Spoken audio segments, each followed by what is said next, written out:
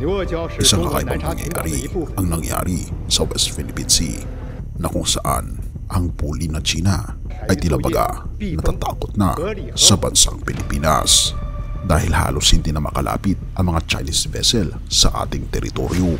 Ano nga ba ang dahilan? Atin itong pag-usapan, mga kaibigan. Binabanggit sa mga ulat na nung mga nakaraang mga araw ay mahigit 135 na sasakyang pangmilitar ng China Maritime Militia ang pumalot sa lugar ng Julian Felipe Reef sa kanlurang bahurang Pilipino, mga 175 nautical miles mula sa baybayin ng Batarasa, Palawan. Ang mga larawan at video na nilabas ng Philippine Coast Guard noong Linggo, December 3, ay nagpapakita ng ilang grupo ng mga sasakyang pangmilitar ng China Maritime Militia na nakatambak sa tabi ng isa't isa, isang galaw na tinatawag ng mga analis bilang rafting o kung kailan inaangkla ang mga sasakyan ng magkakasama upang lumikha ng pansamantalang palutang na outpost sa karagatan.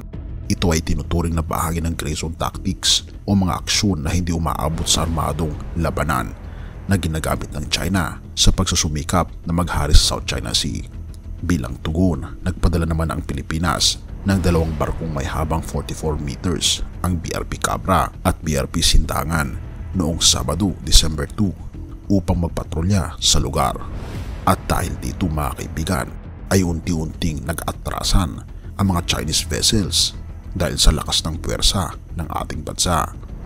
Ika pa ng Philippine Coast Guard ang bilang ng mga sasakyang pangmilitar ng China Maritime Militia na bumabalot sa paligid ng Juan Felipe sa kanlurang bahurang Filipino o WPS ay bumaba mula sa 135 na ngayon ay 28 na lang matapos ang ginawa ng mga otoridad ng Pilipinas na pagpapatrolya sa lugar na ito. Sa pagdinig ng House Special Committee on WPS na pinumunuan ni Mandaluyong City Representative Neptali Gonzales II, sinabi ni PCG spokesman Commodore J. Tariela na nagsimula ang pagsambulat ng mga barko ng China sa reef noong Nobyembre 5 at 6, ngunit ito'y malaki ang pagbawas. Nang tanungin ni ACT Teachers Party List Representative Franz Castro kung ito ba ay dapat ipagdiwang, sinagot ni Tariela na siya ay sumasang-ayon, ano pat inuukit ang limitadong yaman ng pamahalaan. Binanggit niya na may 3 sasakyang pandagat lamang sa Palawan sa kabila ng gaano kalawak ang WPS, ngunit nagbigay ng assurance na nagpapalitan ang PCG at AFP sa pagpatrolya ng teritoryo ng ating bansa, na kung ating mapapansin, ito ay isang malaking accomplishment para sa ating mga Pilipino dahil kaya na nating ipagtanggol ang ating mga teritoryo at hindi na tayo basta-basta napapatinag sa pambubuli ng higanteng China. Deuteronomio 33 verse 27, ang walang hanggang Diyos ay iyong dakong tahanan at sa ibabay ang walang hanggang mga bisig at kanyang itinutulak. Sa harap mo ang kaaway at sinabi, lansagin mo. Mga kaibigan, ang ating Panginoong Diyos ang siyang lakas natin na siyang magtatanggol sa atin gaano man kalaki ang ating mga kalaban. Walang malaking kalaban kung tayo ay nasa ating Panginoong Diyos dahil siya ang ating sandigan at siya ang magtatanggol sa atin. Purihin ang ating Panginoong Diyos sa content na ito at salamat kaibigan sa iyong panonood. Tayo'y manalangin.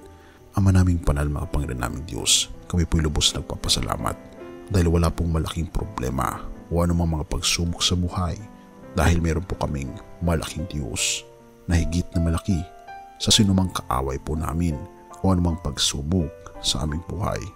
Tulungan kami, Panginoon, na magkaroon ng pag-ibig sa aming puso at tulungan kami na mag-rely, Panginoon, sa inyong lakas at hindi sa aming kalakasan. Purihin ka, aming Panginoong Diyos, at patawarin po kami sa lahat ng aming pagkukulang at pagkakasala, pagkat ito aming samutiling sa matamis na pangalan ng aming Panginoong Jesus. Amen.